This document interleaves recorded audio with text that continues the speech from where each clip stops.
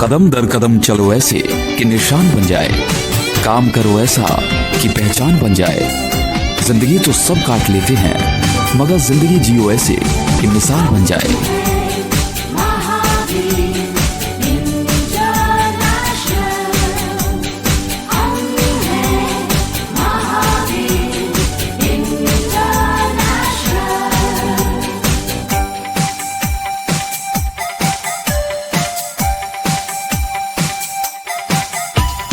सबको प्यार सबकी सेवा, यही मंत्र है मुक्ति मेवा। सबको प्यार सबकी सेवा। पूरे भारतवर्ष में 350 से अधिक सक्रिय शाखाएं तथा 10,000 से ज्यादा सक्रिय समर्पित कार्यकर्ताओं की टीम द्वारा अविरत सेवा कार्यों में ये परचम लहराने दो, घर घर महावीर। आप सभी दर्शकों का गोल्डन थ्रेड के आज के एपिसोड में स्वागत है। हर दिन की तरह हम आज फिर एक नई शख्सियत के साथ आपको मिलवाएंगे और चर्चा करेंगे उनके जीवन से जुड़ी भूली बिसरी यादों की, समाज में उनके योगदान की और भविष्य की परिकल्पना। जैसा कि हम सभी जानते हैं और हकीकत में हमें स्वयं को सौभाग्यशाली समझना चाहिए कि ईश्वर ने हमारी इस धरा को नैसर्गिक सौंदर्य से नवाजा है। आफताब की आभा से आलोकित ओस की बूंदें अग्नि को आच्छादित करती जब नव पल्लव पश्चिमों का स्पर्श पाती है, धरती मानो रंग बिरंगे नंदे में परिवर्तित हो जाती है। नीले नभ धवल धनमाला के मध्य उड़ते चहचहाते पक्षियों का कलरव, ये झरझर बहते झरनों की कलकल, धूम धूम बहती नदियों का नाद, अटखेलियां खेलती धूप छांव, सरसर करती मलयसी बहती शीतल बयार, ये मौसम की मौसीकी, मृणालिनी के मध्य मुस्कुराते मृणाल, ये गुल से गुलजार गुलशन, मानो निसर्ग अपने पूरे यौवन में नृत्य कर रही हो। ये सतरंगी सुंदरता हमें सहज सुलभ है, लेकिन इस अभिरामिता का आनंद हम और हमारी आने वाली पीढ़ियां तभी ले पाएंगी जब हम प्राकृतिक संपदा के महत्व को समझें और उसके उद्देश्यपूर्ण सार्थक उपयोग करते हुए इसके संरक्षण के बारे में भी जागरूक रहें। सरकार की अपनी सीमाएं हैं, ऐसे में समाज सेवी संस्थाओं की और व्यक्तिगत रूप से बीड़ा उठाने वालों का महत्व बढ़ जाता है। आइए चलते हैं। जो सफर की शुरुआत करते हैं वो ही मंजिल को पार करते हैं। एक बार चलने का हौसला रखो, मुसाफिर का तो रास्ते भी इंतजार करते हैं। ऐसी ही एक मिसाल लेकर आज से 50 वर्ष पूर्व एक मुसाफिर चला था। मंजिल से बेखबर, शायद पर्यावरण संरक्षण जैसे बड़े शब्द या बड़ी बातों से अनभिज्ञ, लेकिन सीने में कुछ कर गुजरने का जज्बा लिए अपने प्रण को पूरा करने के लिए, और प्रण था ज्यादा से ज्यादा पेड़ लगाना। आज वो मुसाफिर अपने सफर का प्रकाश स्तंभ बनकर लोगों में सतत जल, जमीन, जंगल, जैविक, जलवायु और जनसंख्या नियंत्रण के प्रति जागृति ला रहे हैं और हमें अपनी जीवन यात्रा से मुकाबिल कराने के लिए हमारे बीच उपस्थित हैं। स्वागत है गोल्डन थ्रेड के आज के एपिसोड में हमारे अतिथि पद्मश्री वीर हिप्ताराम जी भांबू का। जय महावीर शाह। जय महावीर शाह। जय महावीर शाह। जय महावीर शाह। आज हमारा सौभाग्य है। हाँ जी, हाँ जी, बोलो सर। आज मेरा जो कितना अच्छा सौभाग्य मिला कि भगवान महावीर की जो संस्था है, हमारी जो महावीर इंटरनेशनल संस्था, उससे मैं जुड़ा और आप सभी लोगों से जो मिलना हुआ और आप सब लोग जुड़े। मैं जो भगवान महावीर को नमन करते हुए आप सबको बहुत बहुत बधाई देता हूं कि आप भी सब एक सेवा भावी हैं और हमारी जो संस्था है भगवान महावीर के नाम से, जो जियो और जीने दो जीवाओ और जो सबका साथ, सबका विकास, सबका प्यार, सबका प्रेम। तो इसलिए आज जब मैं आपके सामने जब मेरे जीवन की कुछ थोड़ी संक्षेप में आपको मेरी कहानी सुनाता हूं।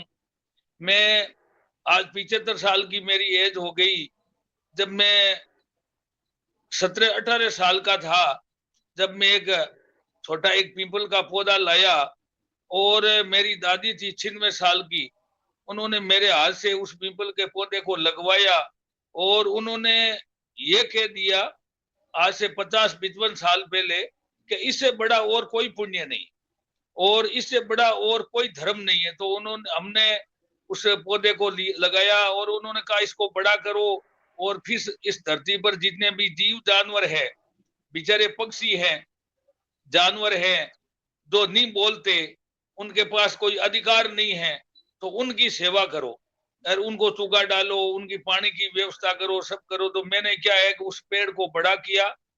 आज इतना विशाल रूप ले लिया कि आज हर वर्ष उसका मैं जन्मदिन मनाता हूँ। आज उस पेड़ के नीचे 500 आदमी बैठ सकते हैं और उस पेड़ का प्रत्येक वर्ष मैं जन्मदिन मनाता हूँ। और मैंने जो जीव जानवर थे, जो पक्षी थे, जो जंगली जीव थे, जो बेचारे जंगल में घूमने वाले, उनकी सेवा के लिए उन्होंने भी कहा और उसी बात को मैंने गिनकर गांठ बांधी और उस बात को लेकर के मैं चला। तो यहाँ से मेरी यात्रा शुरू हुई 1975 से और आज तक मैंने 7.5 लाख जो पौधे लगाए, उसमें से 5 लाख पौधे पेड़ बन गए। और जो वन्य जीव हैं, जो जंगली जीव है, इनके साथ अत्याचार होते थे, इसकी जो शिकारी लोग थे, जो जंगली जीव थे, जंगली आदमी थे, उन जानवरों को खत्म करते थे। हमने उसका संघर्ष किया, उस शिकारियों के खिलाफ बड़ा भारी, कई बार ऊपर से गोलियां चली, हम बाल बचे, परंतु उस शिकारियों से संघर्ष किया। 28 मुकदमे शिकारियों के खिलाफ लड़ा और 28 शिकारियों को जेल में डलवाया, जिसमें 13 को जेल हुई। और मैं खुद के हर्जे खर्चे पर लड़ा। मैंने ये सोचा था, एक ही धार लिया था कि भाई ये जो बेचारे जानवर हैं, आदमी की तो क्या है कि सुनने वाले हमारी सरकार है, हमारे नेता है, मंत्री हैं और ये सब सुनते हैं। आदमी के लिए तो जो कुछ हो रहा है वो सब कुछ हो रहा है। तो जो जो जो नहीं बोलते, जो बेचारे मूक हैं, जो जंगली जीव हैं, इनके साथ यदि अत्याचार होता है, इनकी अगर सुनते हैं तो इससे बड़ा और कोई पुण्य नहीं है। तो हमने 2500 से ज्यादा तो घायल जीव, वन्य जीव थे, उसको जंगल में छोड़ाया, इलाज करा करके जंगल में छोड़ाया, उनको लेकर के आया, एक रेस्क्यू सेंटर बनाया। हमने 3000 बीघा जमीन को कंजर्वेशन रिजर्व घोषित करवाया, लड़ा खूब। तो हमने क्या है कि ये जो काम चालू रखा और लगातार जो पेड़ पौधे लगाते रहे 5-6 जिलों में, राजस्थान के सभी जिलों में। अब तो मेरे को भारत में 14 स्टेटों में घूम चुका हूँ। जब जगह जगह जाता हूँ, प्रोग्राम होते हैं, तो क्या है कि मैंने जो काम किया, उस काम के बदले क्या है कि जो मेरे को बड़ी खुशी मिलती रही।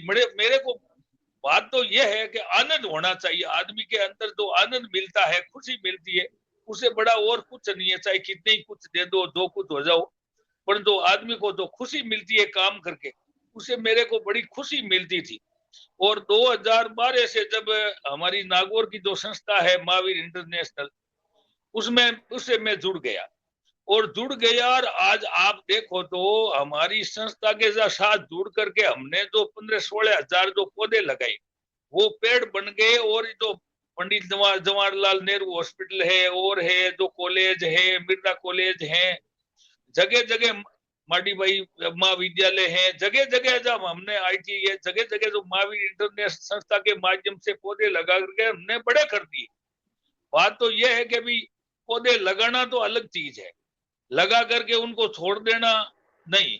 हमने क्या है कि बच्चे की तरह उनको पाला। आज आप देखो तो बड़ी हरियाली है हमारे जो शहर में, जगह जगह प्रताप सागर है और जगह जगह संस्था से जुड़ा। तो हमारी जो संस्था है, संस्था से जुड़ा और जगह जगह में जाता रहा। तो इसलिए क्या है कि जो हमने जो काम किया, हवा में बातें नहीं की। तो लोग पर्यावरण की बातें करने वाले तो बहुत हैं, हवा में होती है, कागजों में होती है, सब कुछ होती है, पर हमने तो धरातल पर करके। और ये जो काम, फिर मैंने एक जमीन खरीदी आज से 25 साल पहले और 27 साल पहले, और उस जमीन को फेंसिंग किया और किया। फिर उस जमीन को एक जंगल बना दिया, उसमें 15,000 पेड़ लगा करके। आज उसमें 300 से ज्यादा मोर है, हजारों की तादाद में पक्षी है। हर रोज उसको 20 किलो चूगा डालता हूँ, उनके पानी के लिए एक तालाब बना रखा है। तो ये जो सब कुछ है, ये जो मेरे को बड़ा खुशी मिलती है। हर रोज उसको 20 किलो चूगा डालता हूँ, जानवर को भोजन कराता हूँ। अब मतलब आदमी को तो वो लोग भोजन भी कराते हैं, सरकार भी अन्न दे रही है, सरकार भी नरेगा योजना चला रही है, सरकार भी सब कुछ कर रही है। पर ये जो जानवर हैं, जंगली जीव हैं, जो बेचारे हिरण हैं, खरगोश हैं, मोर है, नीलगाय है वगैरह है, जो जितने भी गोपाट हैं, कोयड़ा है, सांप है, हमने क्या है, हमारे जो जंगल में 300 ज्यादा मोर है, हजारों पक्षी हैं, हर रोज उसको भोजन करना है। तो ये जो जानवर हैं, ये पक्षी, इनके लिए बेचारों के लिए जगह नहीं है बिल्कुल ही। अब तो क्या है, आसमान में भी जगह नहीं बची, क्योंकि ये जो तरंगे चल रही है, इसे क्या है, ये बेचारे सही तरीके से उड़ नहीं सकते। लोग पतंगे उड़ा के उनकी पर कट जाती है और कट जाता है। तो ये जो क्या है कि जो प्रकृति है, भगवान ने क्या किया, सबसे पहले इस धरती को बनाया, और धरती को बना करके नदी नाले पहाड़ जंगल और ये जो बनाए और बनाए, जो झरने बनाए, बड़े बड़े पहाड़ बना दिए, सब कुछ बना दिया इस धरती पर बना करके। फिर तो फिर आदमी को उतारा और जानवरों को उतारा, जानवरों को उतार करके और फिर बाद में आदमी को उतारा, और आदमी को कहा कि भाई ये जो है, ये जो प्रकृति है, धरती है, इसके साथ जो जानवर हैं, जो इनके साथ छेड़छाड़ मत करना, इनको परेशान मत करना, इनको तकलीफ मत देना। इनको तो हमारे तो क्या है कि बड़े बड़े वेदों में, महापुराणों में जानवरों के लिए कितना मतलब बताया है। पक्षियों के लिए कई देवताओं की सवारी बताई है, कई देवताओं को, चूहे को गणेश जी का बताया है, देवी को शेर का बताया है, सब कुछ बताया है। जो पक्षियों को, कई गरुड़ को, जो गरुड़ भगवान के जो जो गरुड़ थे और थे, सबको जो शिव जी के नाम दिया था। ये जो जानवरों के लिए तो ये जो ये बड़े वेदों पुराणों में बताया गया। तो ये जो जानवर हैं, ये बेचारे बोलते तो है नहीं, अपनी पीड़ा बता नहीं सकते। हमने इनकी पीड़ा समझी और इनकी तकलीफ समझी, और इनके जो अत्याचार करने वालों के खिलाफ, तो पशु क्रूरता करने वाले लोग पशुओं के साथ पीटते थे, गधा छकड़ी पर गधे को पीटते थे, उसके ऊपर बोरियां डालते थे। तो हमने क्या है कि 8 मुकदमे उन पशु क्रूरता करने वालों के खिलाफ दर्ज करवाए और उनके भी बड़ा संघर्ष किया। जब मैं जवान था, तो जब बहुत बड़ा संघर्ष करता था और बड़े बड़े हिम्मत बनती थी, और ये जो मेरे दिल में बड़ी मजबूती आती थी, बड़ी आज अब 75 साल का हो गया, तो भी मेरे ये है कि भाई मेरे को जगह जगह घूमता हूँ, जाता हूँ, करता हूँ, पर जो आत्मा में, दिल में जो मजबूती है, और जो मेरा दिल इतना मजबूत है, क्योंकि ये जो जानवरों की सेवा करता हूँ, पक्षियों की सेवा करता हूँ, मन में दया रखता हूँ। तो भगवान महावीर ने यही तो कहा था कि भाई आप जियो, खुद को दूसरे को जीने दो, चाहे कोई जानवर हो, पशु हो, पक्षी हो, आदमी हो, चाहे कोई भी हो, उसको जीवाओ और जीने दो। तो यही तो एक बहुत बड़ा मंत्र था। इस मंत्र का ही तो क्या है, हम जो मंथन कर रहे हैं। तो इसलिए क्या है कि ये तो प्रकृति है, आदमी ने क्या किया, अहंकार के शिखर पर बैठ करके और इस प्रकृति के साथ इतनी छेड़छाड़ की, जो इस धरती पर कुछ छोड़ा ही नहीं, पूरी धरती को खोखला कर डाला आदमी ने। तो पूरा आदमी ने क्या है कि बड़ी बड़ी ऐसे ऐसे मशीनें बना दी वैज्ञानिकों ने। तो जमीन से पानी खींचने के लिए तो जो मशीनें हैं, वो पानी बना दी। पर मैं तो ये कहता हूं कि आसमान से पानी खींचने के लिए मशीनें कहाँ है। तो आसमान से पानी खींचने के लिए तो एक पेड़ ही है, हरियाली है। तो हम लोग जो काम करते हैं, तो जल है, देखो एक चीज है, सबसे पहले जो जल है, जल से बड़ी तो कोई चीज है ही नहीं। ये तो क्या है कि आने वाले समय में तो मैं आपको बता दूं, एक स्थिति ये हो जाएगी कि जल, आपको 5 लीटर जल मिलेगा, क्या उससे आप प्यास बुझा पाओगे, या नहा पाओगे, या कपड़े धो पाओगे, या कैसा जीवन गुजार सकोगे? ये स्थिति होने वाली है, क्योंकि धरती पर मुश्किल से 2.5% जल बचा है और बाकी जल ये जगह सब खारा है।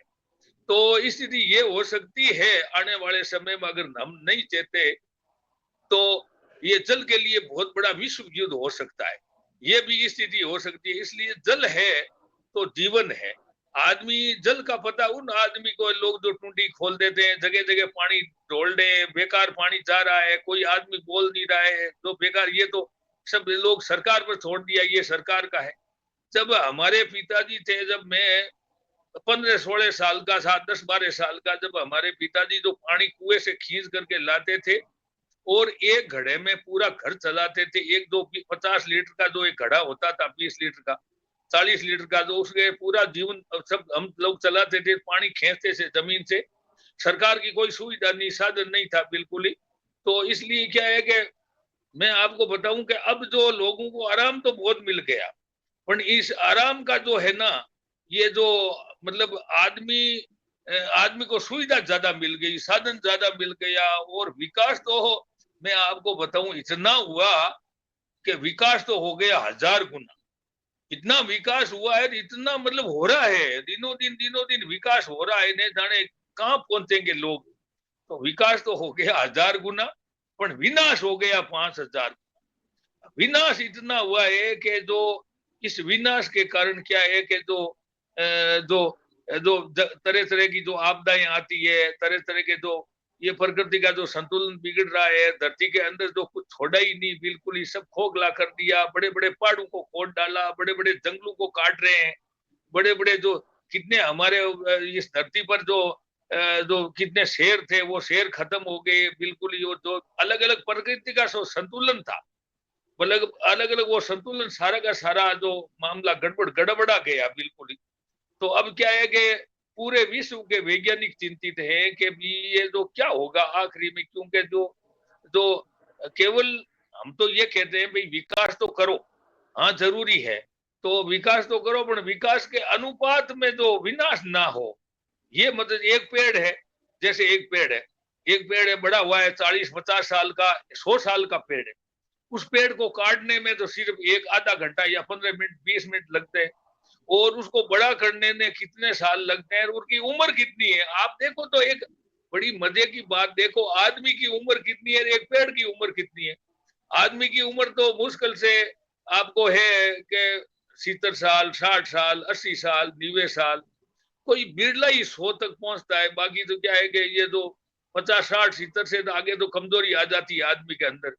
और एक पेड़ यदि एक पीपल का पेड़ लगा करके यदि कोई आदमी बड़ा कर दे तो उसकी 700 साल की उम्र है, और एक वट वर्ष लगा करके यदि कोई बड़ा कर दे तो उसकी 1000 साल की उम्र है। अब देखो पेड़ों की कितनी जिंदगी है, और फिर देते ही देते हैं, एक बार बड़ा कर दो, 6 महीना 2 साल 3 साल में उसको बड़ा करके छोड़ दो, फिर क्या है वो देता ही देता रहेगा। और पेड़ मतलब इतना देता है, मैं तो उस पेड़ को एक भगवान के रूप मानता हूं, क्योंकि वो कार्बन डाइऑक्साइड जहर तो पीता है और अमृत देता है, और ये जो उनका और देने का तो क्या है कि कोई पार ही नहीं है उनकी। तो क्या है कि वो एक ऑक्सीजन तो हमें दे ही रहा है, बड़ी अमूल्य चीज है। और मतलब क्या है कि छाया है, फल है, पत्ती है, न जाने देसी दवाइयां हैं, और हैं कई तरह की जो है, कितने जीवों का आसरा बना हुआ है। जो जानवरों के बेचारों के घर क्या है, अपन तो घर बना करके बड़े बड़े बिल्डिंग खड़े करके बैठ जाते हैं, पर ये पक्षी वगैरह जितने भी जानवर है ये तो इस पेड़ों पर ही बैठेंगे। इसलिए क्या है कि उनके भी घर होने चाहिए। भगवान के निजर में, जो परमात्मा के निजर में, जो ऐसे ही तो भगवान महावीर स्वामी ने कहा था, और ऐसे ही सभी हमारे जितने भी महाराज साहब है, और बड़े महाश्रमण जी है, बड़े बड़े संत महापुरुष है, बड़े महाराज साहब है, वो भी यही बता रहे हैं कि भी अपन इस प्रकृति को जो इसके साथ खिलवाड़ नहीं करें, इसके साथ इसका नुकसान नहीं पहुंचाएं। कोई हो तो अपने से हो तो फायदा करे। मैं आपको ये बता दूं कि वैज्ञानिकों के शोध के अनुसार एक आदमी जन्म लेकर के, एक बच्चा जन्म लेकर के 80 साल तक वो 14-15 करोड़ रुपए की, 15.5 करोड़ रुपए की ऑक्सीजन लेता है। यार कार्बन डाइऑक्साइड और कितने जो नुकसान करता है, तो ये जो ऑक्सीजन आएगी कहाँ से? ये तो पेड़ों के अलावा तो और कोई सोर्स है ही नहीं।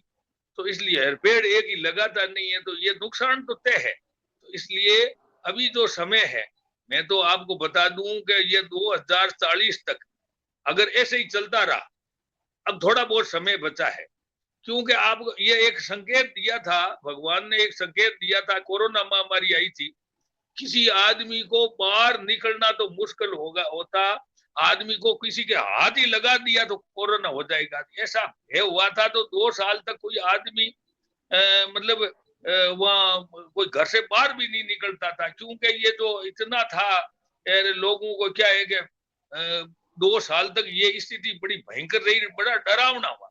फिर भी क्या है कि आदमी तो अहंकार के शिखर पे बैठ करके मानव मात्र ने न जाने फिर वो काम शुरू कर दिया। तो इसलिए क्या है कि ये जो प्रकृति है, भगवान की बनाई हुई धरती है, इस धरती माता से सब कुछ मिलता है। यहाँ से अन्न पैदा होता है, यहाँ से जल मिलता है, या खाने पीने की चीजें यहाँ धरती माता की मिलती है। तो मैं तो कहूँ धरती माता को तो नमस्कार करिए। और यदि अगर कोई बाहर निकलते हो, यदि कोई पेड़ है उनको भी नमस्कार करिए। उससे क्या है कि वो प्राणवायु ऑक्सीजन तो वो दे रहा है। आदमी खाने के बगैर कुछ दिन जी सकता है, पानी के बगैर कुछ समय रह सकता है, पर प्राणवायु ऑक्सीजन अगर नहीं मिली तो 5 मिनट ही आदमी बच नहीं सकता। इसलिए क्या है कि आदमी को हर तरह से जो सेवा हो, वो सेवा का जो भाव है, वो वही तो हमारे संत महापुरुषों ने बताया, सेवा का भाव है हर आदमी को रखना होगा, तभी तो जाएगा हमारा विकसित भारत होगा। अब विकसित भारत हम लोग कहते हैं भाई हमारा विकसित भारत हो, हमारे भारत में बड़ा विकास हो, आत्मबल हो, सब कुछ हो, पर विकसित भारत तभी होगा कि हम लोग सभी लोग जागरूक होंगे और सभी लोग सावधान हो जाएंगे और सभी लोग सेवा का भाव हो जाएगा। तभी तो आप लोग सभी जो हमारे जो संस्था के सभी लोग अपेक्षा जो जुड़े हुए हैं, मैं आपको नमन करता हूं कि आपको समय निकाला है आपने। ये बहुत बड़ा टेढ़ा काम है। अब जो समय निकालना, हर आदमी भागम भाग मची है, न जाने लोग इधर उधर भाग रहे हैं। हम कहते हैं अरे रुको रुको, के नहीं समय नहीं है, समय नहीं। तो इसलिए क्या है, आपने जो मेरी बात सुनने के लिए जो समय निकाला है, मैं आपको बहुत बहुत बधाई देता हूँ, बहुत बहुत धन्यवाद देता हूँ कि अपन लोग ही कुछ मात्र हैं भगवान के, जो भगवान ने अपन को ऐसी शक्ति दी है, ऐसी कर रहे हैं। तो इसलिए क्या है कि सभी लोगों को जो है, जो अब जो संस्था है, संस्था में जो कितनी समाज सेवी संस्था है जो सेवा कर रही है और कर रही है। तो इसलिए क्या है कि जो मैं तो ज्यादा कर तो आपको इस पर्यावरण के बारे में ही बताऊंगा। और बाकी क्या है कि संस्था में तो हमारी संस्था में लाखों लोगों को भला हो रहा है, लाखों लोगों को फायदा मिल रहा है, लाखों करोड़ों लोगों को भला हो रहा है। हमारी जो अंतर्राष्ट्रीय संस्था है, तो इसमें क्या है कि सबको फायदा मिल रहा है।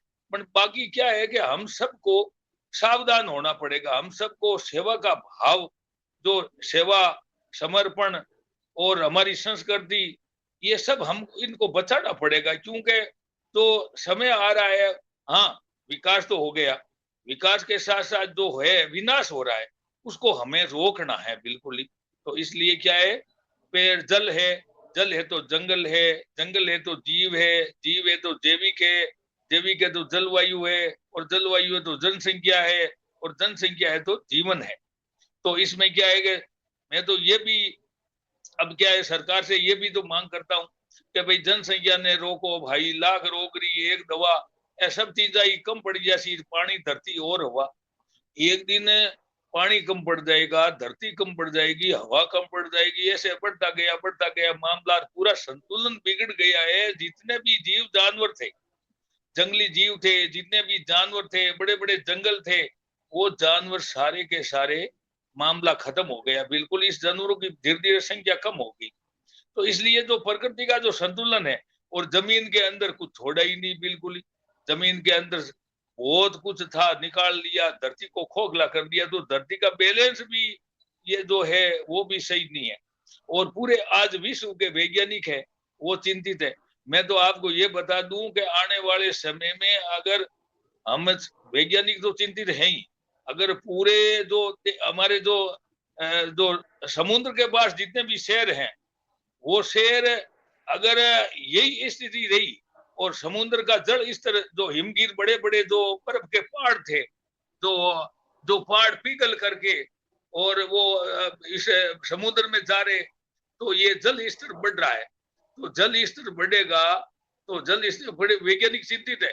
तो ये जल स्तर बढ़ेगा तो क्या है कि जो शहर के जो समुद्र के पास जितने भी शहर है उसको खाली कराना पड़ेगा, और खाली करेंगे तो दूसरी जगह शहर बसाएंगे, दूसरी जगह शहर बसाएंगे तो एक शहर बसाने में न जाने कितना खर्चा पड़ता है, कोई अरबों खरबों कोई पार ही नहीं है।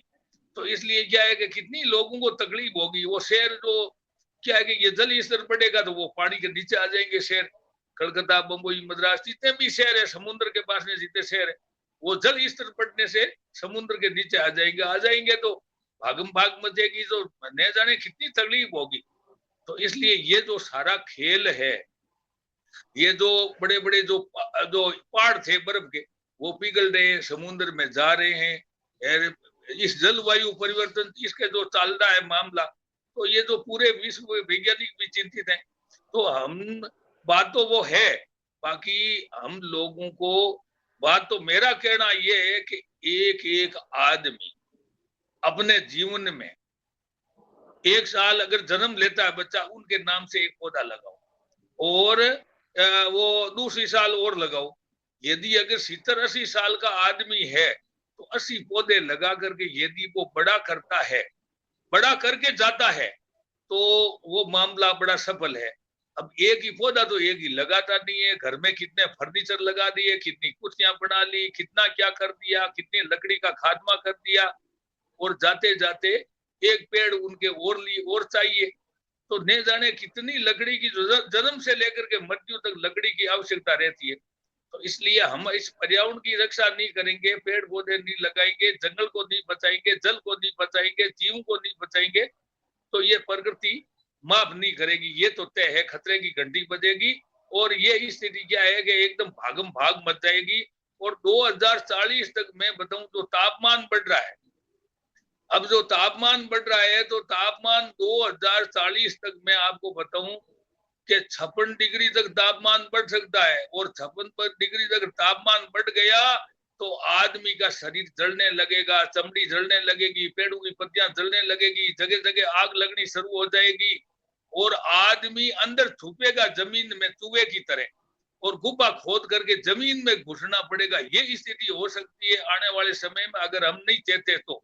शारीरिक काम रात को होंगे, बाजार रात को खुलेगा, कोर्ट कचहरी रात को खुलेगी, और सारा का सारा मामला गड़बड़ा जाएगा। ये जो प्रकृति है माफ नहीं करेगी, ये तो अपना संतुलन बनाएगी। और ये कई बार आगे ऐसी स्थिति हो गई थी। तो अब आदमी के पंख लगे हैं, आदमी ऊपर उड़ रहा है और कर रहा है, ये कर लिया, ये कर लिया, ये कर लिया, और न जाने कर तो लिया, पर एक आदमी के एक चीज बस में नहीं है, और तो सब कुछ कर लिया और कर ही रहा है। कि आदमी की अगर जो अंदर जो फूंक है, जो हवा है, वो निकल गई तो आदमी के काबू में नहीं रहती। आदमी को अगर मरना है तो वो मर जाएगा, उस वक्त कोई बचाने वाला धरती पर कोई माई का लाल है ही नहीं। ये जो बिल्कुल सही कहा आपने सर, बिल्कुल बहुत सही कहा आपने।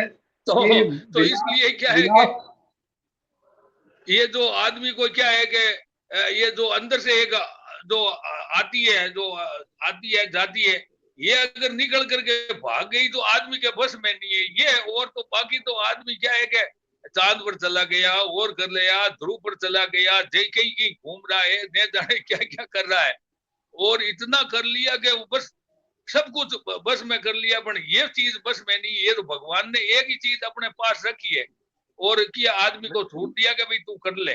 पर एक चीज है कर ले, पर एक चीज है, मैं तो एक ही चीज कहता हूँ कि यही तो भगवान महावीर की सीख थी कि दूसरे के साथ अत्याचार मत करो, दूसरे के साथ नुकसान मत करो, तो जो उसको क्षमा कर दो। कोई आदमी यदि कोई गलत बोलता है तो उसको भी माफ कर दो।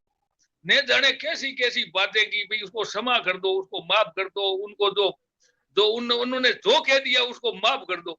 तो अब ऐसी बातें अगर आज संत महापुरुषों की हम नहीं मानेंगे तो खतरा पैदा होगा, इसमें तो कोई दो राय नहीं है। ये तो आदमी को आखिरी में तो मानना ही पड़ेगा, ये खतरे की घंटी बजेगी।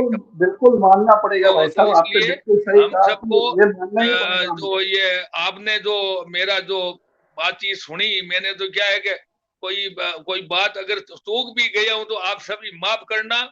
और भगवान महावीर की मेरे ऊपर कृपा है, मैं आचार्य तुलसी के जो प्रवचन सुने मैं उनसे भी जुड़ा था, और उनके प्रवचन सुने में जो हमारे जो महासमरण जी है उनके भी मैं प्रवचन सुने, उनके साथ मैं पैदल चला हूँ। जैन विश्व भारती पे से भी मैं जाता हूँ, वहां भी जुड़ा हुआ हूँ, और हमारी संस्था से तो मैं जुड़ा हुआ हुई।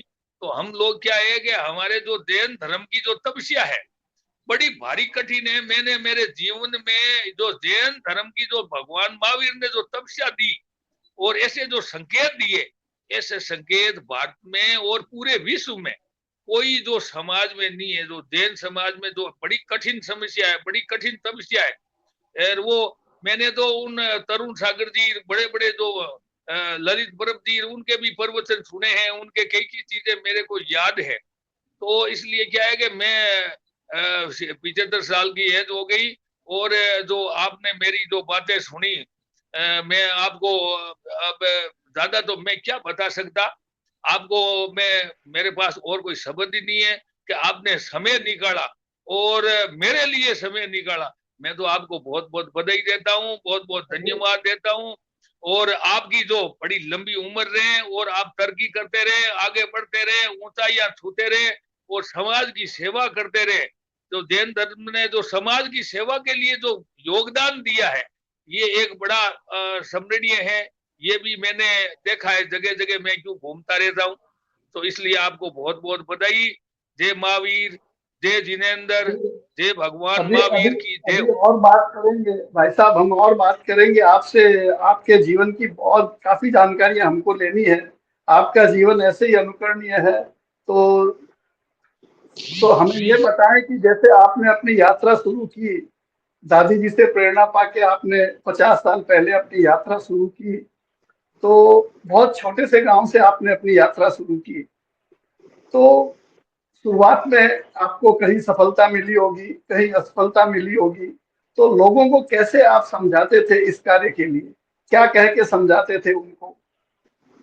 अब समझाते तो सर क्या है कि लोग कहीं तो मेरे को कहते ऐसे ही पागल रोता फिरता है, कोई कैसे ही कहते थे, कोई उलाना देते थे। कई की समस्या आई, बड़ी बड़ी कठिनाइयां आई, बड़ी बड़ी तकलीफें आई। पर एक चीज है कि मैंने जो रास्ता एक ही था, कि मैंने जो रास्ता पकड़ लिया, उस रास्ते से भटका नहीं। अब क्या है कि जो आदमी आदमी की जीवन की जो यात्रा है, वो क्या है कि लक्ष्य एक ही अगर आदमी ने केंद्रित कर लिया और उसको पकड़ लिया, और उसको अगर छोड़ा नहीं, तो उसको सफलता तयशुदा मिल गई। अब क्या है कि आपको ये बताऊं कि मैं आपको ज्यादा तो क्या के 700 से ज्यादा अवार्ड मिले, और ये जो धीरे धीरे मिलते गए, और वो जो आखिरी में जो ये जो पद्मश्री मिला, मैंने कोई ये फार्म वार्म नहीं भरा, ने कोई मांगा। मेरे को तो क्या है कि 2018-19 में जो राष्ट्रपति जी भवन में बुलाया चर्चा के लिए, फिर मेरे से साथ 22 मिनट तक चर्चा की, और भी ये थिंग्स लेटर आया। उस दिन लोगों को आभास हुआ कि ये इन आदमी को जो 5वीं 6वीं पढ़ा हुआ व्यक्ति है, अनपढ़ आदमी है, इसको राष्ट्रपति भवन में कैसे बुला लिया, इससे क्या चर्चा होगी। मैं भी अचंभित हो गया कि भाई मेरे से क्या चर्चा होगी, मैं तो अनपढ़ आदमी हूँ, बिल्कुल ये पेड़ लगाने वाला आदमी हूँ, जंगल को बचाने वाला आदमी हूँ। और जो तो फिर उन्होंने मेरे को बुलाया, वहां चर्चा हुई, फिर थिंग्स लेटर आया, और फिर 2020 में ये जो पद्मश्री घोषित हो गया।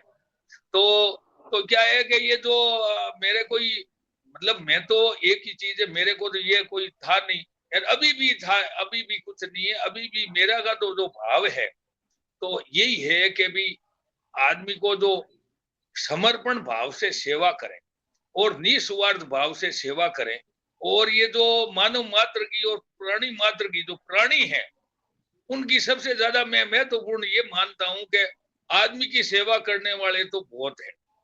अपनी संस्था में भी मैं आपसे ये निवेदन करता हूं कि कुछ ये जो आदमी की सेवा तो हो ही रही है, बहुत सेवा हो रही है, पूरे भारत में, पूरे विश्व में सेवा हो रही है। ये जो बेचारे जो मूक पक्षी है, इनके लिए अपन कुछ कोई चूगा पात्र है और है, इनके पानी के लिए कुछ है, तो संस्था के माध्यम से ये जो पलिंडे लगाए हैं, उसमें पानी डाले हैं, उसमें चूगा डाले। इससे क्या है कि जो अपन को बहुत बड़ा, संस्था को बड़ा पुण्य मिलेगा, संस्था की जो बहुत बड़ी आगे तरक्की बिल्कुल बढ़ेगी। ये जितने बिल्कुल भी सही कहा जानवर आपने हैं भाई साहब। बेचारे, इनकी जो जानवरों की जो सुनने वाले, क्या है कि सरकार ने आदमी के लिए पेंशन कर दी और कर दी, नरेगा योजना चालू कर दी, न जाने सरकार ने आदमी के लिए कितना क्या कर दिया। पर मैं ये सोचता हूँ कि वो आदमी के पास वोट है, और वो जो बेचारे जो जंगली जीव है, पशु है, पक्षी है, जीव है, जानवर है, जो कुछ है, उनके पास वोट का अधिकार तो है नहीं। तो इसलिए क्या है कि एक बार मेरे पास कई लोग आए कि आपको आपको जो हम टिकट दिलवा देते हैं, आपको चुनाव लड़ना है एमएलए का और एमपी का। तो मैंने उनको कह दिया कि भैया जो मेरे पास जो फौज है उनके पास वोट का अधिकार नहीं है, इसलिए मैं तो ये काम नहीं करूंगा, मैं तो चुनाव ये राजनीति नहीं करूंगा, क्योंकि मैं तो उनकी सेवा करूंगा। और ये जब मेरी सेवा छूट गई तो हमारा सारा खेल खत्म हो जाएगा। तो इसलिए जो मैंने जो सोचा है कि भाई ये तो बेचारे जीव है जो बोलते नहीं, अपनी पीड़ा बताते नहीं, तो पशु है, पक्षी है, गाय है, तो जितने भी जो जानवर हैं, तो इसलिए क्या है कि मैंने ये जो चुना मामला के ये जो पक्षी है, इसलिए अपने को संस्था में चुगा है तो चुगा डालना है, चुगा पात्र लगाना है, उनके पानी के लिए लगाना है, कोई घायल जानवर है उनके इलाज के लिए, तो थोड़ा बहुत इसमें संस्था में कुछ न कुछ ये काम थोड़ा शुरू किया जाए, तो इससे क्या है कि जो प्रकृति की रक्षा होगी, धरती में जितने भी पेड़ पौधे तो हम लगाते ही हैं संस्था के नाम से, पर ये काम थोड़ा और शुरू किया जाए ताकि संस्था का जो नाम आगे बहुत ही जो संस्था में बड़ा पुण्य मिलेगा। अपने जो संस्था में लोग बहुत बड़े बड़े लोग हैं, बहुत उनके पास कोई चीज की भगवान ने उनको बहुत बड़ी शक्ति दी है, उसमें कोई कमी तो है नहीं। तो इसलिए क्या है कि थोड़ा संस्था में ऐसा जो पशु पक्षी जीव जानवर जो जीव है उनके लिए भी कुछ चीरा चारा है, पानी है और है, उसका चुगा है, ये थोड़ी अपन करेंगे तो एक अलग ही एक मामला बनेगा। और बाकी तो आदमी के लिए तो बहुत ही कुछ किया है और कर ही रहे हैं, हमारी संस्था भी कर रही है। ये जो पेड़ लगा रही है तो ऑक्सीजन तो आदमी ले रहा है, छाया आदमी दूसरा ले रहा है, तो अपन संस्था के जो काम कर रही है ये तो एक बहुत बड़ा काम है, हर साल अपन करते ही है संस्था के बिल्कुल सही कहा आपने। अबोल प्राणियों के प्रति आपकी जो संवेदना है वो बिल्कुल समझने जैसी है, और संस्था के लेवल पे हम काम कर भी रहे हैं, और शायद कम पड़ रहा हो तो और प्रगति की भी आवश्यकता है इस कार्य में। और लक्ष्य के प्रति जो समर्पण की भावना आपने कही वो तो सबसे जरूरी है कि एक लक्ष्य सामने लेके हम उसके पीछे चलते रहें तो निश्चित ही मंजिल तो मिलनी है। तो इस तरह काम करते हुए आपको सबसे बड़ी सफलता, पहली सफलता कब मिली आपको, जब आपको ऐसा लगा कि नहीं कुछ मेरे किए हुए कार्य को कुछ रिकॉग्निशन मिला है, कुछ लोगों ने उस चीज को समझा है, सबसे पहली कब मिली सफलता? जी सर देखिए जी सर, पहली सफलता तो जी सर क्या है कि मैंने जो ये जो पेड़ एक लगाया, उस पेड़ को बड़ा किया, तो उस पेड़ को बड़े होते देखा और फिर एक लगाया, 2 लगाया, 10 लगाया, 20 लगाया, 100 लगाया, 500 लगाया, फिर लोग जुड़ते गए, लोगों को जिम्मेवारी देता गया और मेरे रजिस्टर में नाम अंकित करता गया। तो ऐसे करते हम जब क्या है कि जी उस समय कोई ये जो हमें कोई ये पुरस्कार का कोई मामला नहीं था, हमें तो क्या है कि जो हम काम करते थे वो काम दिखता था, पीछे काम दिखता था कि जो यहाँ लगाए मेरे पास तो आप देखो कि मैंने पूरा संकलन रखा, मैंने पूरे रजिस्टर भरे हैं। मैंने जब शुरू किया काम आज तक मेरे पास 40,000 से ज्यादा तो अखबारों की कतरने मिलेगी, आप देख लो, और कम से कम 50-60 हजार के जो फोटोज मिलेंगे, क्योंकि मैंने मेरा संकलन पूरा रखा। जब काम शुरू किया तो उसके पूरा संकलन आज आप पहले तो अखबारों में इतना नहीं छपता था, पर तो भी क्या है कि आप देखोगे तो 82 से लेकर के मेरे पास अखबारों की कतरने मिलेगी, राजस्थान पत्रिका की, ये 2 अखबार छपते थे उसमें। तो धीरे सब, और अखबारों में जो काम करता था उस समय क्या है कि वो काम करता था, वो छपता था, तो पूरा लेखा जोखा है मैंने कहाँ किया, क्या किया। मतलब जब हम लोग के जब देश की सीमा पर तो सैनिकों के साथ रह करके हमने जो पेड़ पौधे लगाने शुरू किए, तो लोग उनको भी आनंद आया, हमको भी आनंद आया। आज नेहरू पर वो सरकारी सीमा जो हमारी सीमा पर हमने 10,000 20,000 पौधे लगाए, तो आज पौधे पेड़ बन गए। तो इसलिए क्या है कि हम लोग फिर क्या है कि हमने एक खुद की जमीन खरीद करके और निजी जंगल बना दिया, और अब जमीनें तो लोगों के पास बहुत है, पर ठीक है लोग फायदे का काम करते हैं, हमने तो एक जंगल बना दिया, और उस जंगल का जो आपको फोटो भेजता ही देता हूँ कई बार, जो हमारे संस्था के जो हमारे ग्रीन इंडिया प्रोजेक्ट, जंगल का नाम भी रखा है आपने, जंगल का नाम भी रखा है आपने, हरिमा। हाँ, उसका पर्यावरण प्रशिक्षण केंद्र हरिमा। हाँ, तो इसलिए हरिमा का मतलब क्या हुआ? हरिमा का मतलब हरिमा गांव है, हरिमा नाम गांव है हरिमा। हाँ, अच्छा, हरिमा हरिमा तो गांव गांव के है। नाम पर आप- हाँ, और तो वो ये जंगल की सोच संस्था के कैसे जो आई आपको? है, जंगल की सोच कैसे आई? जंगल की सोच कैसे जंगल आई की सोच आपको तो कि जंगल? जंगल की सोच तो ऐसे आई कि वैसे तो क्या है कि पूरे राजस्थान में फिरता ही था, जगह जगह यूं लगाता था, और जगह जगह पेड़ पौधे लगाता था, और वन विभाग से फ्री पौधे मिलते थे, हम लोग जा करके लगाते थे। पर मैंने ये सोचा कि भी एक ऐसा मॉडल बनाया जाए, ताकि ऐसा मॉडल बनाए तो लोग उस मॉडल को देख करके और भी गार्डन तैयार करें। तो नागौर जिले में 462 गार्डन बन गए मेरे जंगल को देख कर। ओहो, छोटे छोटे 2 बीघा 4 बीघा के, तो मेरे जीता तो बड़ा नहीं है, पर 472 गार्डन बन गए मेरे वो गार्डन देखने से। तो ऐसे क्या है, बहुत ये बड़ी बात है। एक मॉडल बना दिया, तो उस मॉडल की प्रेरणा लेकर के लोग लोग बिल्कुल। हमेशा जुड़े रहते हैं। तो क्या है कि लोगों को बड़ा आनंद मिला कि यार अपन भी करें, खुद अपन भी करें। तो देखने से क्या है कि ये जो आगे प्रेरणा से आगे मिलती है, बढ़ता देखने गया। से प्रेरणा मिलती है, बिल्कुल, हाँ, देखने से प्रेरणा प्रेरणा मिलती है, मिलती प्रेरणा है। तो आपने प्रेरणा खेजड़ी मिलती के है। भी लाखों पौधे लगाए, खेजड़ी के लाखों खेजड़ी का पौधे तो सर, लगाए।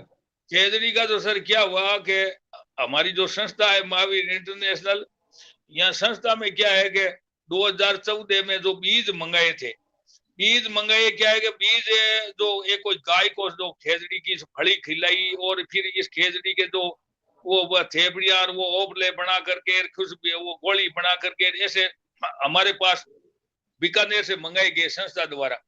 तो फिर मैं क्या है कि उसको गांव में जाकर के, जो शहरों में बड़े बड़े जो पंचायत समिति स्तर है या पंचायत स्तर पे पूरे जिले में घूमा। मैंने कहा भाई हमारे महावीर इंटरनेशनल के जो फ्री बीज मिलते हैं, और ये जो बीज है जो गोबर में बीज थे, और हमें जो ये बीज उपचारित बीज है, बड़ी तगड़ी खेजड़ी है, ऐसे प्रचार शुरू किया। तो हमने क्या किया, जो उसको जब गांव वालों को बांटा, तो उसके नाम, नंबर, मोबाइल नंबर और उसका जो परिचय पत्र वगैरह उसका नंबर ले लिए, और हम बांटते गए 2-3 साल तक हमने बांटे। 3,66,000 बीज हमारी जो नागौर की संस्था के माध्यम से बांटे, और उसमें से आप देखो तो मतलब कम से कम 1.25 लाख खेजड़ी के पेड़ बन गए। तो ये जो और फिर हमारे जिले के अलावा पाली जिले में, बाड़मेर जिले में हमारे से लोग लेकर के गए, वहां भी उन्होंने लगाया, वहां भी पेड़ बने। तो ये क्या है कि तो बीज क्या है कि उसमें गोबर में होता है, तो वो बीज बड़ा काम का होता है। और फिर क्या है, उसकी जड़ें है जो वो एकदम सीधी जाती है बिल्कुल। तो इसलिए क्या है कि खेजड़ी का तो हमने बहुत बड़ा उपयोग किया, और फिर बांटा, और खूब खेजड़ियां पेड़ बने। और खेजड़ी की जो उम्र है वो भी 500 साल, इसकी फली काम आती है, इसकी जो पत्ती काम आती है, ये किसान की जीवन रेखा है और जीवन का आधार है।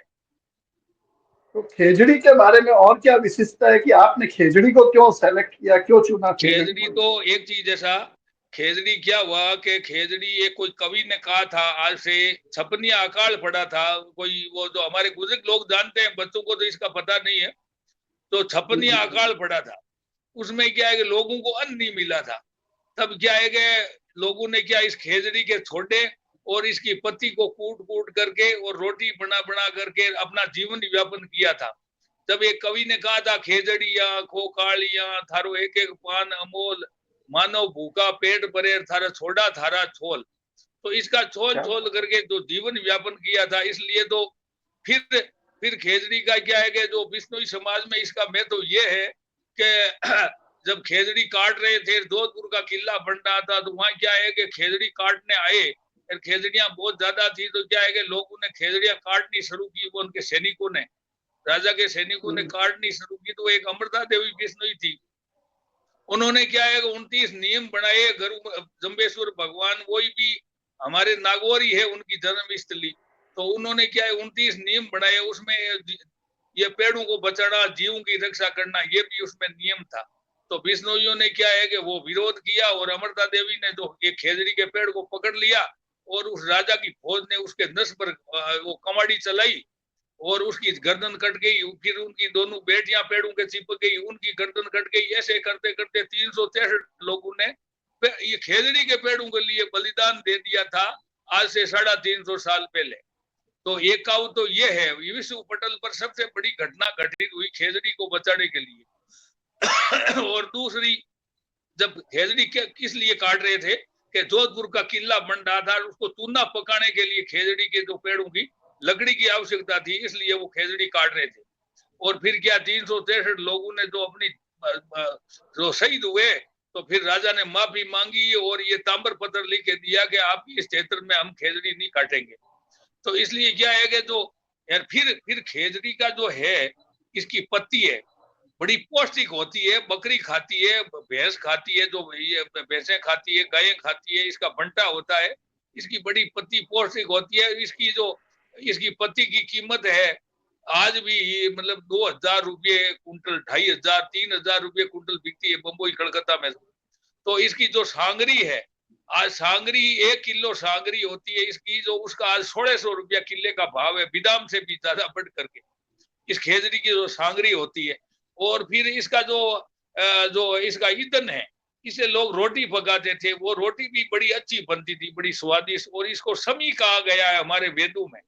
तो इसका जो महत्व है, फिर किसान क्या है कि इसके नीचे जो अन्न बोता है, उसमें ये जो किसान को नुकसान नहीं करता, ये पेड़ के नीचे अन्न बहुत जोरदार होगा, क्योंकि पत्ती झड़ेगी, इसकी खाद होगी, वो भी बड़ी काम की है। तो इस खेजड़ी को क्या किसान की जीवन का आधार बताया गया है, इसलिए हमने भी बहुत खेजड़ी सही को कहा चुना आपने। और हमारी बहुत संस्था ने भी चुना। बहुत सही कहा आपने। खेजड़ी बहुत ही उपयोगी है, शायद हमको इतनी जानकारी नहीं थी, आपने बहुत कीमती जानकारी दी खेजड़ी के बारे में हमको। और दूसरा एक चीज बताएं कि आपने अभी तक 1000 से ज्यादा वन महोत्सव का आयोजन किया है।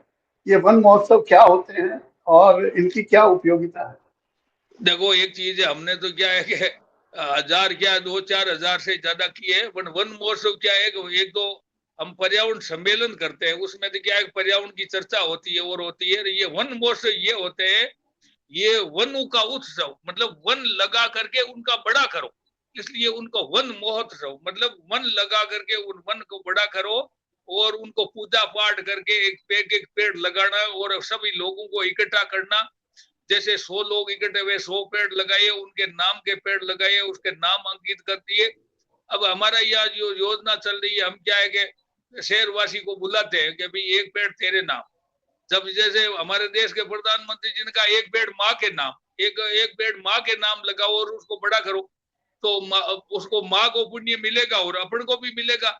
जब माँ का जो जीवन है जो बचा और वो आज संसार में नहीं है, तो उनको पुण्य तो मिलता रहेगा, 200 साल मिलेगा, 400 साल मिलेगा, 500 साल मिलेगा। तो एक पेड़ माँ के नाम, तो वैसे हमारे जो मोदी जी ने एक बार एक पेड़ देश के नाम, तो एक पेड़ देश के नाम, ऐसे करके तो ये है वन महोत्सव हम मनाते हैं। वन महोत्सव में हम क्या है कि 100, 200, 500 पौधे लगाते हैं और 1500 पौधे लोगों को वितरण करते हैं, निःशुल्क वितरण करते हैं। ये है वन महोत्सव का नाम। और पर्यावरण संगोष्ठी, एक हमने पर्यावरण संगोष्ठी आयोजित की है, उसमें क्या है कि हम लोगों में जागृति पैदा करते हैं, जन जन में जागृति पैदा करते हैं कि इस जीव को बचाया जाए, जंगल को बचाया जाए, पर्यावरण को बचाया जाए। और ये प्लास्टिक से, ये जो प्लास्टिक है इससे भी क्या है प्लास्टिक मुक्त भारत हो और प्लास्टिक से जो दूर रहे। और जो कपड़े की थैली, तो हमारे क्या है फड़ौदी में जो एक हमारी जो संस्था है महावीर इंटरनेशनल, वहां तो कपड़े की थैली, मेरी सहेली एक ऐसी जो चली, तो वो जगह जगह कपड़े की थैलियां हम बांटते हैं। तो ये जो प्लास्टिक भी पर्यावरण का सबसे बड़ा दुश्मन है, तो इसलिए क्या है कि संस्था तो हर जगह कर ही रही है। और बाकी जो ये वन महोत्सव का मामला ये है और पर्यावरण संगोष्ठी का है, पर्यावरण पर चर्चा करना। बिल्कुल, बहुत सही कहा आपने। और भाई साहब, आप फसल और नस्ल दोनों को सुधारने में लगे हैं। तो फसल का तो आपने बताया कि कैसे कैसे आप कर रहे हैं। तो हमारी जो आने वाली नस्ल है, हमारी जो आने वाली पीढ़ी है, उसको सुधारने के लिए, उसको बचाने के लिए आप क्या क्या काम कर रहे हैं? हम ये करते हैं कि हमारी जो आने वाली पीढ़ी है, इसके लिए क्या है कि एक तो क्या है कि जो हमारे जो सब जितने भी जो बच्चों को मैं ये संदेश देना चाहता हूं, मैं अभी मतलब 1.25 लाख 1,42,000 बच्चों से मिल चुका हूं और मेरे को 2030 तक 10 लाख बच्चों से मिलना है। अब बच्चों को जो ये जो पर्यावरण के लिए जो संदेश है कि एक तो पर्यावरण तो बचाना है ही, पेड़ तो लगाना है ही, अपने जन्मदिन पर पेड़ लगाइए, उस पेड़ को बड़ा करिए। और दूसरा ये है जो क्या है कि पेड़ को नमस्कार भी करिए। और ये दूसरा जो एक चीज है, जो नशे का जो प्रचलन चल रहा है, ये इसमें क्या है कि यदि कोई बच्चा कोई नशे के लत में पड़ गया तो उसका तो पूरा घर खत्म हो जाएगा बिल्कुल। क्योंकि जब हमने इस पर एक कविता भी लिख दी कि यदि कोई घर में, आप मोठ मूंग आप जानते हो, मोठ और मूंग जानते हो ना, मोठ और मूंग। बिल्कुल बिल्कुल। तो मोठ में अगर एक कोई घुण नाव का जीव पड़ता है मोठ और मूंग में, यार वो अगर घुण पड़ उसमें अंदर प्रवेश करके उसको थोथा कर देता है, फिर उसकी दाल नहीं बनती। ऐसे ही यदि अगर किसी आदमी के अंदर जो नशा घुस गया तो वो उनको पूरे घर को खत्म कर देगा। तो इसलिए हमने एक लिखा है कि नशा भाई नाश है, नहीं कोई आवे पास है, खाट पर पड़ियो खास है, मेरी परनी छोड़ी प्यास है, मेरी घर्रा छोड़ी आस है, और जीव तो बन गयो लाश है। अगर जिंदा आदमी लाश की तरह बन जाता है ये जो नशा करने वाले, तो इसलिए युवा पीढ़ी को, और मैं ये कहता हूं कि भी आदमी जो है रास्ता भटक गया, अब क्या है कि सावधानी हटी और दुर्घटना घटी। अब बात तो ये बहुत बड़ी गहरी है, इसको लोग क्या है सड़कों पर पढ़ते हैं, बोर्डों पर लिखा हुआ है कि सावधानी हटी और दुर्घटना घटी। इसका जो विश्लेषण किया जाए तो इसका बहुत बड़ा विश्लेषण है कि अगर हर जगह पग पग पर सावधानी बरते। अब लोग क्या है कि घर के ताला लगा कर चले जाते, किसी को जिम्मेवारी देते नहीं, सावधानी रखते नहीं, फिर चोर चोरी करके लेकर के भाग जाते, और फिर क्या है कि मुकदमा दर्ज होता है, सब कुछ होता है, तो ये बहुत बड़ा नुकसान हो जाता है, और वो कुछ नहीं है, किसी के काम नहीं आता, चोरों का मनोबल बढ़ता है। तो इसलिए हर चीज में सावधानी, हर चीज में सावधानी। अगर सड़क पर जो एक्सीडेंट हो रहे हैं, बड़े बड़े जो घटना घटित हो रही है, मैं उस बात को लेकर के भी चिंतित हूँ। सड़कें तो बहुत बना दी सरकार ने, सड़कों पर व्हीकल बहुत बड़े बड़े उतार दिए, बड़ी बड़ी कारें उतार दी, 50-50 हजार की कारें, 2-2 लाख की, 3-3 लाख की कारें उतार दी। पर स्थिति ये है कि कार के जो एक्सीडेंट होता है, जब कितनी खतरे की घंटी बजती है, कितना पूरा घर का घर खत्म होते हो रहे हैं। तो इसलिए क्या है कि सावधानी हर चीज में फूंक दे दे करके। अब जो समय है, हाँ विकास तो बहुत हो गया, पहले तो क्या है कि इतना नहीं था। पहले तो क्या है कि हम लोग गांव में रहते थे, गांव से बाहर शहर से तो कभी शहर देखते थे, कोई 12 महीना 2 साल कड़ा खुश होता। और हम लोग क्या है कि हरी सब्जी भी नहीं खाते थे, हम लोग क्या है कि महीने में 1 दिन हरी सब्जी मिलती, बाकी सूखी सब्जियां थी, देसी सब्जियां खाते थे, हमारे कोई बीमारी लगती नहीं थी। अब तो क्या है कि जो सब्जियां खाते हैं हरी सब्जियां, इसमें कीटनाशक का उपयोग होता है, और जो फसलों में उपयोग करते हैं, जो जलवायु परिवर्तन के कारण फसल हो नहीं पाती, इसलिए कीटनाशक का छिड़काव होता है, और छिड़काव होने के कारण तो तरह तरह की बीमारियां हो रही है, और आदमी कमजोर हो रहा है। अब स्थिति ये है कि भाई हर आदमी को दूध तो चाहिए, गाय मैं नहीं रखूंगा, हर आदमी को हवा चाहिए, पेड़ में नहीं लगाऊंगा, हर आदमी को अच्छी चीज खाने के लिए चाहिए, और मैं काम मैं खुद नहीं करूंगा। तो अब क्या है कि दूध हर आदमी को चाहिए, तो हर आदमी को गाय रखना जरूरी होगा, हर घर घर। अब क्या है कि मैं आपको बताऊं, मेरे को तो ये चिंता हो रही है कि अब अगर आदमी कमजोर होगा, अब क्या है कि पहले आदमी इतना मजबूत था, एक 50-80 किलो का एक पत्थर उठा लेते थे एक हाथ से, जो पानी खेते थे, और उनके कमजोरी नहीं थी। अच्छा, घी दूध की नदियां बहती थी, हमारा देश सोने की चिड़िया था।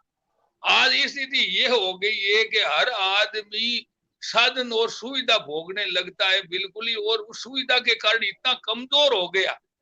मैं तो ये बताऊं कि जो हमारे देश की जो सीमा है, उस पर सेना है रक्षा करने वाली, अगर ऐसे कमजोर हो गए तो फिर क्या करेंगे। इसलिए मैं तो देश के जो प्रधानमंत्री जी के और मैं लेटर लिखता हूं कि गाय को बचाया जाए। अगर गाय का दूध है, दही है, घी है, छाछ है, राबड़ी है, ये होगा, और गोबर होगा, और गोबर होगा, और गोमूत्र होगा, इससे क्या है कि जैविक खेती होगी, तभी तो शुद्ध अन्न मिलेगा।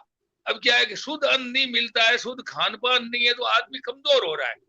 तो इसलिए क्या है कि कई तरह की जो सावधानियां हैं आदमी को खुद को, बहुत जरूरी। अब क्या है कि एक चीज आपको बता दूं, जैसे एक कार है, अब कार तो है डीजल की, और उसमें आप पेट्रोल डालोगे या केरोसिन डालोगे या डंबर डालोगे या पानी डालोगे या दूसरी चीज डालोगे, तो वो कैसे चलेगी, वो तो खराब होगी, इसमें कोई दो राय नहीं है। तो ये जब कार जैसा ही आदमी का जीवन है, इसमें अगर आप अच्छी चीज डालोगे तो आदमी के शरीर सही रहेगा और उसके बीमारी नहीं लगेगी, शरीर सही चलेगा।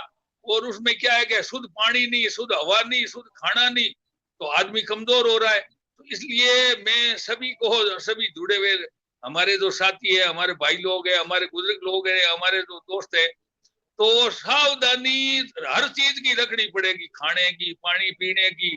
पानी है तो शुद्ध हो, खाना है तो शुद्ध हो, हवा है तो शुद्ध मिले। हवा ही शुद्ध, हम ज्यादा पेड़ लगेंगे तभी हवा शुद्ध मिलेगी। तो क्या है कि ये सब चीज में सावधानी सबसे मोटा जो काम है।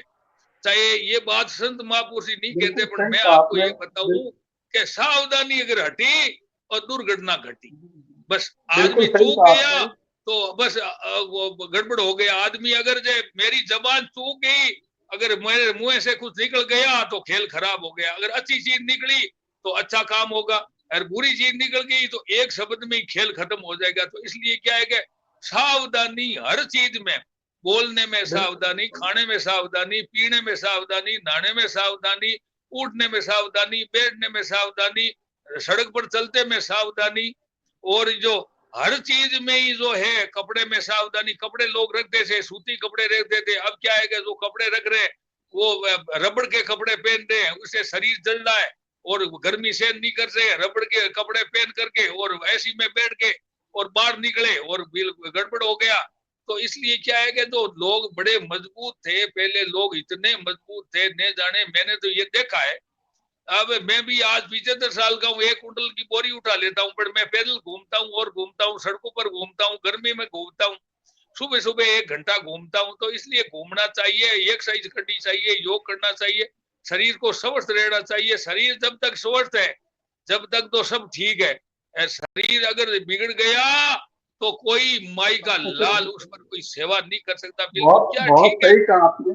तो इसलिए क्या है कि कई चीजें हैं, तो हर चीज में आदमी को सावधानी रखनी पड़ेगी। हर चीज में अपन सावधान रखेंगे तो भी तो हमारा जीवन सही चलेगा, यार जीवन चक्र चलेगा। और बाकी सेवा की बात तो अपन शरीर स्वस्थ होगा तो सेवा करेंगे, नहीं तो क्या है, हमारा शरीर ही गड़बड़ हो गया तो सेवा तो अपनी दूसरी ही नहीं कर पाएंगे।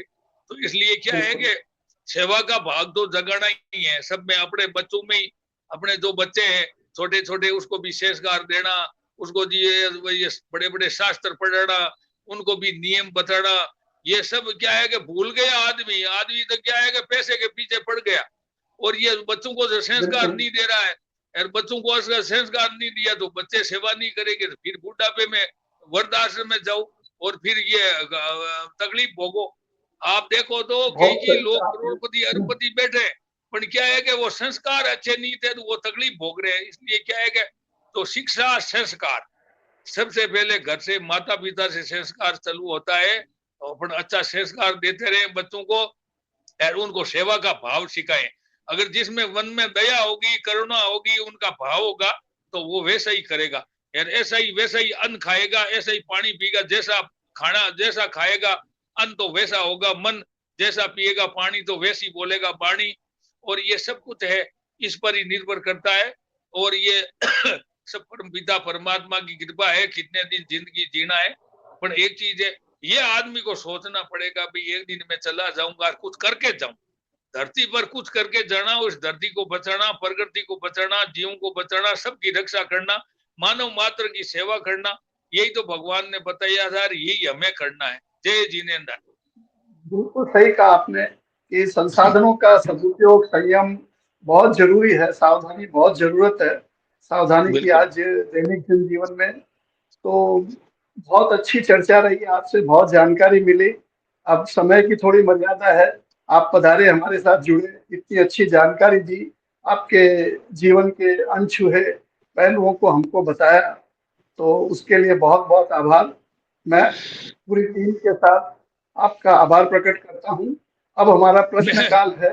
मैं भी आपका आभार प्रकट करता हूं। मैं तो क्या है कि तो बहुत आपसे तो क्या है कि बहुत कम पढ़ा लिखा हूं, और आप भी सब जितने भी आप बड़े बड़े विद्वान लोग जुड़े हुए हैं, और इस विद्वानों को, बड़ी बड़ी विभूतियों को मैं भी नमन करता हूं और बहुत बहुत धन्यवाद देता हूं कि मेरी बात को बड़ी तसल्ली से सुना, और बड़ा मेरे को भी आनंद आया। आप भी भी आपको भी कुछ आनंद मिला और मेरे को भी मिला। मैं आपको बहुत बहुत धन्यवाद देता हूँ कि आप अच्छी तरक्की करें और भगवान आप पर हमेशा कृपा बनाए रखें। अब हमारा प्रश्नकाल का समय है, तो अलका जी से रिक्वेस्ट करूंगा कि कल के कार्यक्रम के हिसाब से आज प्रश्न पूछें। धन्यवाद भाटिया साहब, धन्यवाद हिम्मताराम जी। वृक्ष को भगवान मानने वाले हिम्मताराम जी भांबू, जैसा नाम वैसा काम, आपने अपने नाम की सार्थकता को पूर्ण रूप से सिद्ध किया है। वनस्पति और मूक जीवों के प्रति आपके समर्पण व करुणा भाव को हम सब नमन करते हैं। बोलते तो हम सब हैं, मगर जीवों और जीवों को वास्तविकता में आपने ही जिया है।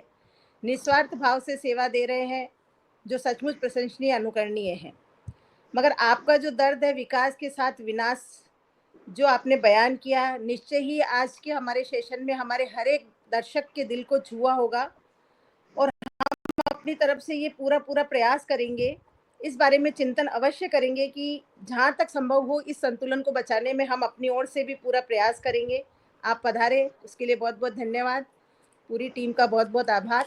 कल का हमारा सेशन सिकंदराबाद के चेयरमैन बादल जी के साथ था।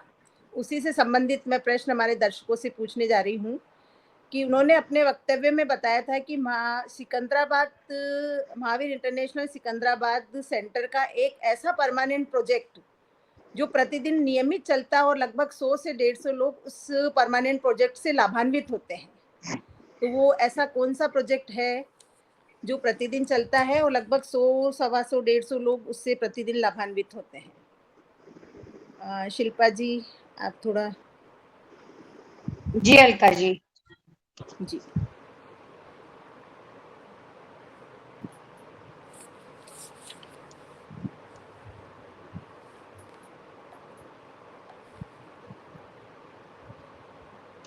टोडरमल जी ने आंसर दिया है, लेकिन वो तो विजेता रह चुके हैं। अच्छा, इसीलिए प्रश्न थोड़ा इतना इजी रखते हैं कि सब दे सके। ये भुवनेश्वरी जी मालोद लिख रही हैं कि MI डेंटल क्लिनिक। और कोई आया है? फर्स्ट उन्हीं का आया है शिल्पा जी? नहीं, टोडरमल जी ने कंप्यूटर लिखा है, नागरमल जी ने सक्षम लिखा है और भुवनेश्वरी जी ने MI डेंटल क्लिनिक लिखा है। Yes, MI dental, right. Okay, तो भुवनेश्वरी जी मालोद। जी जी, okay, thank you so much. बहुत बहुत धन्यवाद सभी का, पूरी टीम का। हंसी मलसा ने बहुत अच्छा आज का प्रोग्राम, सब बहुत ही सुंदर प्रोग्राम रहा हिम्मताराम जी के जी साथ। सर, मतलब बहुत बहुत सब बधाई सर। सुनने लायक थी। जी जी, धन्यवाद। जय महावीर। जय महावीर। जय महावीर।